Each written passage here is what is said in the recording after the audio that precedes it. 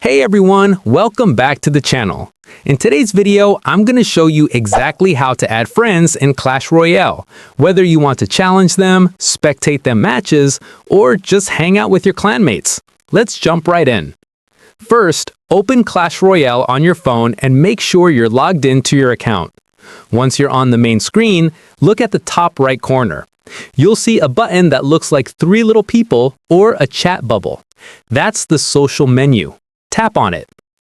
Now, you'll see a few options here like your friends list and clan chat. Tap on Invite Friend. A new window will pop up showing a sharing link. This is your personal friend invite link. Tap Copy Link, and then you can share it anywhere on WhatsApp, Discord, Messenger, or any social app you use. When your friend taps that link, they'll automatically be added to your friend list in Clash Royale. It's that simple. You can even post the link in your clan chat if you want to add multiple people at once. Once your friend is added, you'll be able to see their status, spectate their battles, or invite them to a friendly 1v1 match. And that's it. You've successfully added your friends in Clash Royale.